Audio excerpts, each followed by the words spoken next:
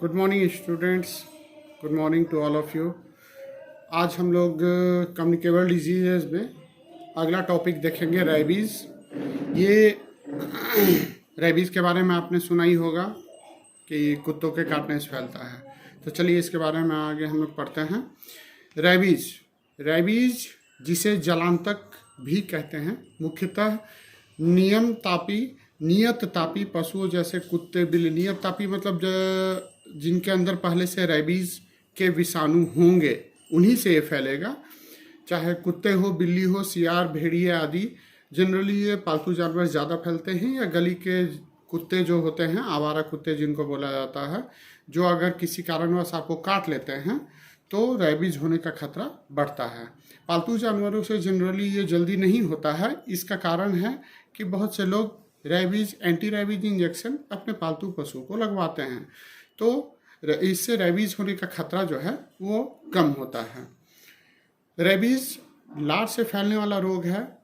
संक्रमित जानवर के लार या संपर्क जब व्यक्ति के खून से होता है, एक बार फिर से मैं रिपीट करूंगा, रेबीज़ लार से फैलने वाला रोग है। संक्रमित जानवर के लार का संपर्क जब व्यक्ति के खून से होता है तो ये वायरस फैलता है व्यक्ति के शरीर में।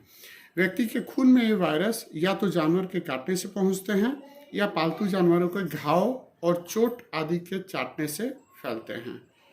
घाव पे चाटने से या चोट वगैरह है उस पर अगर जानवर आपके चाटेंगे, पालतू जानवर, तो उससे रेबीज़ फैलता है। अगर व्यक्ति की त्वचा कभी भी कटी फटी नहीं है तो इस वायरस के फैलने का खतरा कम रहेगा। चलिए आगे पढ़ते हैं इसका कारण। तो इसका कारण अभी तक पता नहीं है कि ये कैसे, रेबीज़ के विषाणु कैसे उत्पन्न होते हैं, लेकिन जनरली ये मुख्यतः इन्फेक्टेड जो जानवर हैं या पशु हैं उनसे ये मनुष्य में फैलता है। आइए इसके लक्षण के बारे में जानते हैं। रेबीज़ से ग्रसित व्यक्ति में रेबीज़ के लक्षण बहुत दिनों बाद उभरते हैं। इसमें कई साल भी लग सकते हैं, ज़्यादातर तब जब व्यक्ति का इलाज मुश्किल हो जाता है। रेबीज़ के आम लक्षण कुछ इस प्रकार होते हैं। पहला है बुखार, जो कि हमने देखा है कि साधारण सभी बीमारियों में सबसे पहला लक्षण जो है वो बुखार का होता है। नेक्स्ट है आपको सिर दर्द यानी हेडक। उस पेशेंट को जो रेबीज़ से ग्रसित है उसको हेडक की शिकायत रहेगी, वो कंप्लेन करेगा कि मुझे सर दर्द हो रहा है। उसी पेशेंट को तीसरा लक्षण है घबराहट या बेचैनी। घबराहट मतलब घबराना, किसी चीज़ को, छोटी छोटी बातों को लेकर घबराना। जनरली आदमी तो घबराते हैं, व्यक्ति घबराते हैं, लेकिन रेबीज़ पेशेंट बिना मतलब जो वजह नहीं है घबराने की, उस पर भी उनको घबराहट होगी और बेचैनी होगी। चिंता और व्याकुलता। चिंता मतलब किसी चीज़ का होने या नहीं होने का चिंता रहेगा। व्याकुल रहेंगे कि ये कैसे होगा, क्यों होगा। नेक्स्ट आपको भ्रम की स्थिति। भ्रम मतलब कि जो नहीं है वैसे रेबीज़ पेशेंट को लगेगा कि वो है, और जो है वो उनको लगेगा कि नहीं है। उदाहरण के तौर पे एक रस्सी, हल्का अंधेरे कमरे में एक रस्सी पड़ी हुई है, तो एक जो नॉर्मल व्यक्ति रहेगा वो देख के समझ जाएगा, पहला जो फर्स्ट इम्प्रेशन डालेगा उसको लगेगा कि रस्सी ही होगी। लेकिन जो रेबीज़ के पेशेंट हैं उनको लगेगा कि वो एक सांप है। तो इसको बोलते हैं हम लोग भ्रम की स्थिति। नेक्स्ट है आपको खाना पीना निगलने में कठिनाई। गले में आपको कठिनाई होगी खाना खाने में, सिंपल जो जनरली नहीं होती है, लेकिन इस बीमारी रेबीज़ में होगी।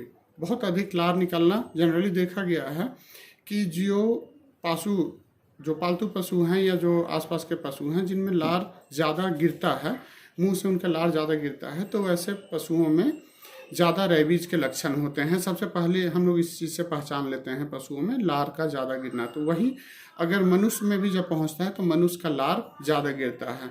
ऐसा नहीं है कि जिसको लार ज़्यादा गिरेगा तो उसको रेबीज़ है, क्योंकि जनरली देखा गया है कि जो छोटे बच्चे होते हैं, छोटे उम्र के स्कूल एज चिल्ड्रन या प्लेइंग स्कूल में जो अभी खेल रहे होते हैं या पढ़ते हैं, तो उनमें लार ज़्यादा गिरता है। तो ऐसे नहीं है कि उनमें रेबीज़ के लक्षण हैं, ऐसा कोई ज़रूरी नहीं है, लेकिन लार गिरना एक रेबीज़ होने का लक्षण हो सकता है। पानी से डर लगना, जिसको इंग्लिश में हम लोग हाइड्रोफोबिया बोलते हैं, ये बीमारी के लक्षण में बहुत दिनों बाद दिखते हैं, वो व्यक्ति पानी को देख के ही डरेगा, पानी से उसको डर लगेगा, पानी के करीब वो जाना नहीं चाहेगा। नेक्स्ट है पागलपन के लक्षण, मतलब दिमागी तौर पे वो डिस्टर्ब होगा, वो छोटी छोटी ऐसी हरकतें करेगा जिसको आप देख के ये अनुमान लगा सकते हैं कि वो पागलों जैसा कर रहा है। ये भी एक रेबीज का लक्षण हो सकता है। अनिंद्रा, अनिंद्रा कहने का मतलब है कि इनसोम्निया, जिसको इंग्लिश में इनसोम्निया बोलते हैं, यानी कि नींद नहीं आना। जनरली जो हम लोग रात को या मिडनाइट में 6 से 8 घंटे तक सोते हैं, लेकिन ऐसा पेशेंट रेबीज जिसमें रेबीज के कीटाणु हो उसको जल्दी नींद नहीं आएगी। नेक्स्ट है आपको एक अंग में पैरालिसिस यानी लकवा मार जाना। कोई भी शरीर का एक अंग, चाहे हाथ हो चाहे पैर हो, इसमें आपको लकवा मार सकता है, यानी कि पैरालिसिस जिसको हम लोग इंग्लिश में बोलते हैं। वो अंग नाकाम हो जाएगा, वो अंग काम करना बंद कर देगा। चलिए तो इसमें आगे बढ़ते हैं उम्र की ओर। उम्र में ऐसी कोई सीमा नहीं है कि मेल या फीमेल को ज़्यादा होगा। जिसको भी ये काटेगा या पशु से उस मेल या फीमेल तक पहुंचेगा तो उसको ये प्रभावित कर सकता है। ऐसा नहीं है कि मेल लड़कियों को हो सकता है और लड़कों को नहीं हो सकता है, ऐसा नहीं है। महिला पुरुष दोनों समान रूप से इससे प्रभावित होते हैं। इसकी उद्भवन अवधि है 3 से 8 सप्ताह। ये जनरली ज़्यादा भी हो सकती है, सालों तक भी जा सकती है, लेकिन जनरली देखा गया है कि 3 से 8 सप्ताह इसको इंक्यूबेशन पीरियड लेके चला जाता है। इसमें आगे हम लोग देखते हैं कि इसका बचाव कैसे करेंगे। तो इसका बचाव के लिए नर्वस टिश्यू वैक्सीन आती है जो कि आप लगवा सकते हैं। इससे नर्व्स जो हैं डैमेज नहीं होंगे, जो कि पागलपन का लक्षण या पैरालिसिस नज़र आता है।